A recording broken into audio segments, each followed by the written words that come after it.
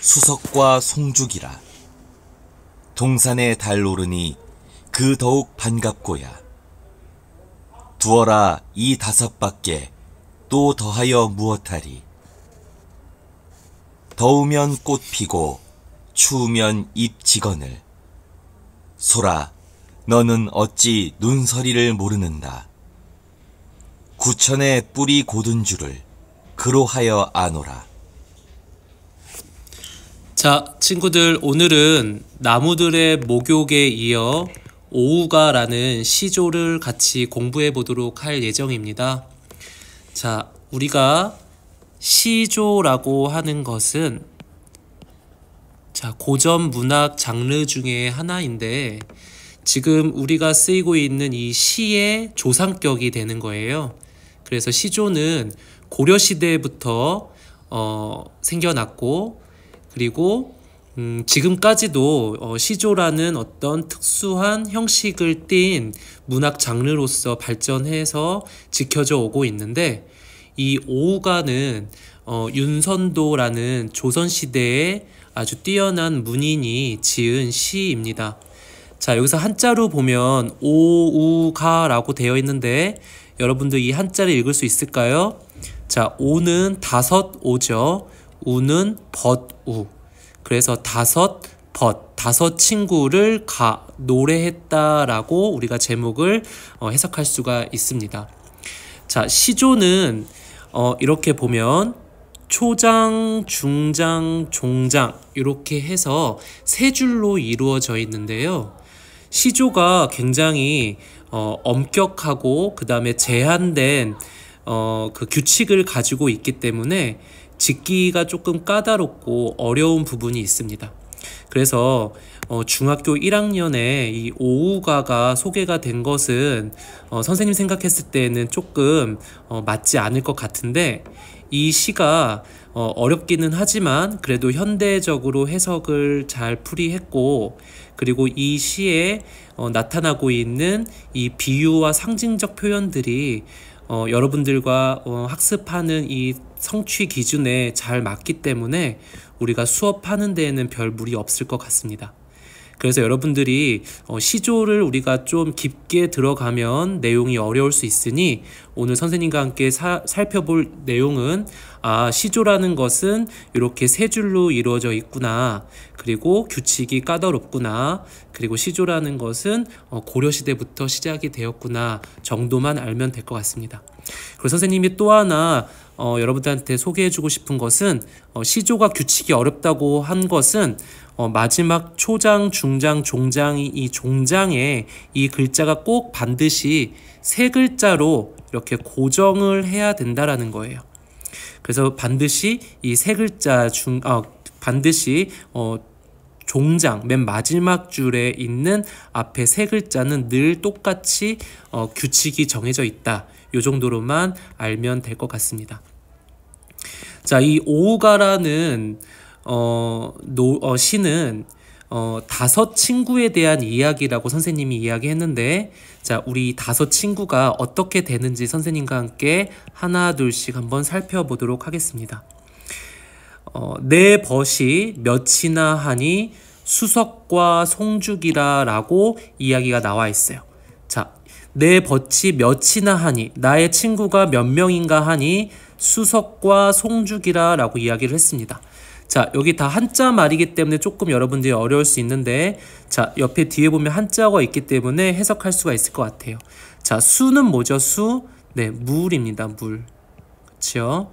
자, 석은 뭘까요? 네, 돌석자가 있는 거 봐서 돌임을 우리가 알 수가 있습니다. 자, 송은 뭘까요? 송. 자, 소나무 송이네요. 그쵸? 자, 소나무고, 죽은 뭐예요? 죽. 대나무 죽자 써서 대나무로 우리가 파악해 볼 수가 있겠습니다. 선생님, 벗이 다섯 친구인데 왜 네 개만 나왔죠? 네, 그것은 다음 중장에 보면 나타나 있습니다. 동산에 달 오르니, 동산은 동쪽 산이죠. 동쪽 산에 달이 오르니 그것이 더욱 반갑구나. 자, 마지막 다섯 번째 친구는 바로 달이 되겠습니다. 달. 자, 달을 여러분 한자로 쓰면 어떻게 되죠? 달 월자. 선생님 선생님 잘못 썼다. 다시 한번요. 자, 달, 월자 이렇게 쓰게 되겠죠. 자, 동쪽 산에 달이 오르니 또한 반갑구나. 자, 여기에서는 지금 이 5친구들에 대한 소개가 나와 있어요. 5친구들이 뭐였습니까? 물, 돌, 소나무, 대나무, 달 이렇게 5친구가 인사가 되고 있습니다. 두어라. 이 5밖에 또 더하여 무엇이 있겠는가? 무엇하겠는가? 자, 이 말은 바로 뭘까요? 나에게 있어서 친구는 5으로 충분하다라는 것을 이야기해주고 있어요. 그래서 이 5의 친구만 있으면 나는 그 어떤 것도 원하지 않는다. 5 친구만 있으면 만족한다라는 이야기를 하고 있습니다. 자, 이 시는 총 6개의 시로 이루어져 있는데 이것은 지금 첫 번째 소개되어 있는 전체적인 머릿말이라고 보면 될 것 같고 그 나머지 이야기들은 어디에 있냐면 첫 번째 이제 물의 이야기, 그 다음에 돌, 바위의 이야기, 소나무의 이야기, 대나무의 이야기, 달의 이야기 이렇게 해서 총 6개의 이야기로 이루어져 있어요. 지금 여기 앞에 나와 있는 것을 1수라고 했는데 2수, 3수, 4수, 5수, 6수 쭉 이렇게 있어요. 그런데 이제 교과서에 보니까 여러분들 어떻게 되어 있어요? 1, 2, 3, 5, 6은 제외하고 이렇게 4수가 나와 있습니다. 그쵸? 자, 이 4수의 이야기는 바로 어떤 이야기인지 한번 살펴볼까요? 더우면 꽃이 피고 추우면 잎이 지거늘 소라 너는 어찌 눈서리를 모르느냐. 자, 소라라는 것은 바로 무엇을 이야기할까요? 소라. 네, 소리라는 것은 소나무를 바로 이야기하고 있죠. 자, 여기서 지금 이 4수는 소나무에 대한 이야기입니다. 소라, 소나무야, 너는 어찌 눈서리를 모르느냐. 자, 여러분들 우리가 이제 봄이 되고 이제 꽃이 피면 열매가 여름에 대해서 맺어지고 잎은 어떻죠? 더욱더 푸르르게 됩니다. 가을이 되면 잎이 갈색으로 또 노란색으로 붉은색으로 변하죠. 그러면은 겨울이 되면 잎이 다 떨어지는데 이 소나무만큼은 어때요? 겨울에도 잎이 떨어지지 않고 눈이 내려도 그 파릇파릇하고 푸르름을 유지하고 있어요. 지금 바로 이 부분에서 눈설이라는 것은 어떤 고난과 시련 이런 것을 이야기하고 있어요. 나를 방해하는 방해 세력인데 그럼에도 불구하고 소나무야 너는 어찌 그것을 고난과 시련을 이겨내고 있느냐라고 이야기를 하고 있어요. 자, 그렇다면 이 소나무는 바로 무엇을 이야기할까? 어떤 굳은 절개를 이야기하고 있어요. 구천에 뿌리 곧은 줄을 그로하여 아노라. 자, 구천은 여기 밑에 보면 뭐라고 나와 있습니까? 교과서 맨 밑에 보면 땅속 깊은 밑바닥이라고 나와 있네요. 땅속 깊은 밑바닥에 뿌리 곧은 줄을 그로하여 아노라. 너가 이렇게 구천에 뿌리 곧은 줄 그로하여 아노라. 아무리 눈이 오고 고난을 고난이 온다 하더라도 너가 뿌리가 밑에 곧게 있기 때문에 그것을 다 버티고 있는 게 아니겠느냐라고 이야기를 해주고 있어요. 그래서 이 부분에서는 바로 그 5가지의 친구 중에서 무엇에 대한 이야기? 소나무에 대한 이야기를 해주고 있는데 이 소나무에 무엇을 이야기해주고 있습니까? 굳은 절개에 대한 이야기를 해주고 있습니다. 자, 여러분들 요 밑에 보면 교과서 212쪽에 보면 이 오우가의 전문을 볼 수 있다고 했어요. 그러면 1수 아까 교과서에 나와 있는 1수와 4수를 제외하고 2수, 3수, 그 다음에 5수, 6수를 살펴볼 수 있는데 선생님이 이거는 여러분들이 학교에 등교하는 그 주간에 같이 한번 살펴보도록 하겠습니다. 그리고 윤선도에 대한 이야기도 여러분들과 함께 학교에 오는 주간에 선생님이 같이 수업을 해보도록 하겠습니다. 자, 그러면 여러분들 우리 이 단원에서 주요하게 우리가 살펴봐야 될 부분이 있어요. 내용도 중요하지만 정말 중요하다고 생각되는 부분은 바로 뭐예요? 비유적 표현과 상징적 표현이 어디에 쓰여 있는지를 살펴보는 거였어요. 그렇죠? 자, 비유라는 것은 우리 나무들의 목욕을 통해서 살펴봤듯이 어떤 대상을 표현하고자 할 때 빗대어서 표현한 건데 바로 의인법이 있었고 또 직유법이 있었고 은유법이 있었어요. 또 다양한 그 비유적 표현들이 있는데 중학교 1학년에서 배울 수 있는 표현은 의인법, 은유법, 직유법 정도가 될 것 같습니다. 그러면 이 오후가에서는 어떠한 부분들이 쓰였는지 선생님이랑 같이 한번 살펴볼 건데, 자, 일단 이 부분에서 자연을 표현한 게 보세요. 우리가 물, 돌, 소나무, 대나무, 달, 이것은 사람이 아닌데 이것들을 뭐에 대해 표현을 했어요? 친구라는 사람처럼 표현을 했죠. 그래서 나의 벗은 5가지가 있는데 그 5가지를 어떻게 표현했습니까? 사람처럼 표현을 했습니다. 그래서 의인법이 바로 이 부분에 쓰여 있어요. 5가지 표현, 즉 물과 돌과 그 다음에 소나무와 대나무, 달을 자연을 어떻게 5 친구로 표현을 했다라는 요 부분이 의인화라고 보면 될 것 같습니다.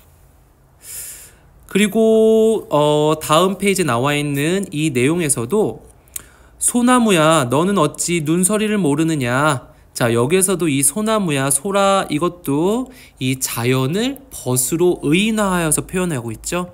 그래서 이 부분도 바로 의인법적으로 사용될 수 있다라고 보일 수 있습니다. 자, 우리 이 비유적 표현과 함께 이 단원에서는 상징이라는 것을 우리가 배워보고 있는데, 자, 여러분들 상징이라는 것, 우리 지난 시간에 배웠던 비유가 있었고 그 다음에 또 오늘 상징에 대해서 살펴볼 건데, 상징이라는 것은 무엇이냐? 추상적인 것을, 추상적이라는 것은 눈에 보이지 않죠? 추상적인 것을 어떻게 구체적으로 표현한 것을 우리가 상징이라고 해요. 그래서 우리가 비둘기는 눈에 보이지만 사실상 비둘기는 평화를 상징하고, 장미꽃이 눈에 보이지만 장미꽃은 사랑을 상징하고, 보통 우리가 이렇게 이야기를 하잖아요. 그렇죠? 자, 여기에서 보면 이 소나무는 어떻습니까? 소나무는 눈에 보이지만 사실상 여기에서는 무엇을 상징하고 있었어요? 네, 굳은 절개를 상징하고 있고, 눈서리는 눈에 보이지만 여기에서는 무엇을 상징하고 있어요? 고난과 역경, 시련을 상징하고 있죠. 그래서 이 소나무와 눈서리가 바로 상징적 표현이 될 것 같습니다. 각각 소나무, 눈서리는 어떤 절개와 그 다음에 고난과 시련을 상징해 주고 있다라고 보면 되겠죠. 자, 여기까지 우리 보통 내용 이제 정리를 해봤는데 이해가 될까요? 자, 그러면 여러분들 다음 페이지 정리하면 더 이제 내용을 잘 이해할 수 있을 것 같아요. 자, 여기 5가지 이제 친구들이 누구 있는지 한번 보자고 했죠?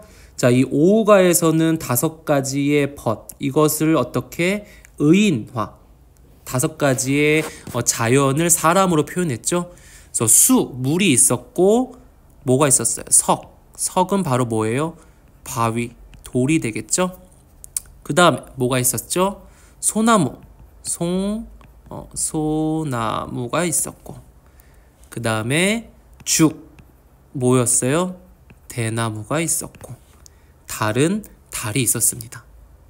자, 오후 가운데 제4수에서 나오는 벗은 뭐였죠, 여러분들? 소라라고 했죠? 너는 왜 눈서리를 어떻게 이렇게 버티고 있느냐? 자, 소나무에 대한 이야기였습니다. 그쵸? 자, 그러면 이제 추상적인 관념, 목표학습인데, 추상적인 관념을 구체적인 사물로 나타내는 방법을 상징이라고 이야기했죠? 선생님 설명했던 부분이 여기 나와 있네요. 자, 여러분들 여기 빨간 펜으로 체크해서 잘 기억하도록 합시다.